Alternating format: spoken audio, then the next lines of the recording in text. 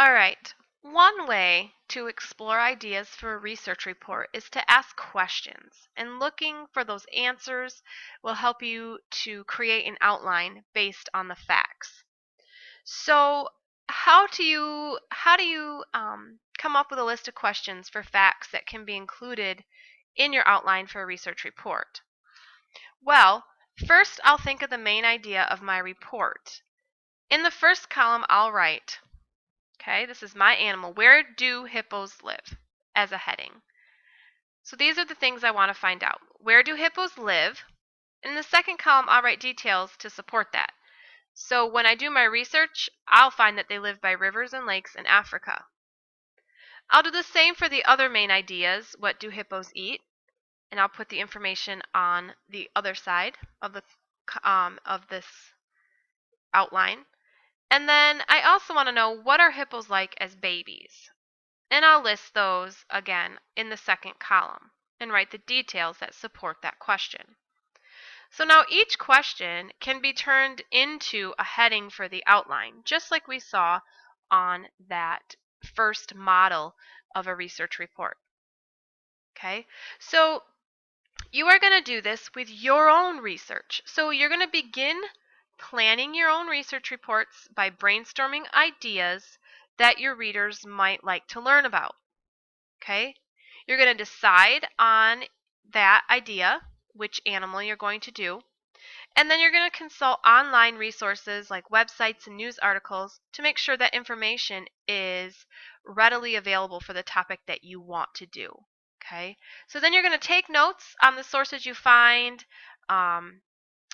I would also suggest actual paper books from the library as great resources. And you are going to begin to plan your own research report by making an outline like the one on your screen. Now, each question of the outline represents a main idea or a topic sentence in a paragraph of a research report. So once you've figured out the main idea for each paragraph, then you can begin brainstorming and researching supporting details. Now you should take clear notes as you research so that your quotes and facts are correct. Okay, you should use your outlines to help you structure how your ideas will be presented in your report. Okay, so basically you are making an outline like this one. So pause the video and do a little research, and then you're going to come back to the video and we're going to begin to do a little bit of pre-writing, not a lot of detail, just a quick look at your pre-writing graphic organizer. So welcome back. Hopefully you have created your own timeline with some questions that you want to answer about your animal. And remember, we can turn those into the headings of your research report and topic sentences, okay? So now we're going to choose information that is important to the topic and put them into a graphic organizer. Okay, so use your brainstorming ideas that you just used to create an outline for this research report. Now remember, each heading can be used as a section heading or to organize information in your report. So here's what it would look like for my hippos. They have a water habitat. Yours might not, so that heading might not fit for you, but habitat might.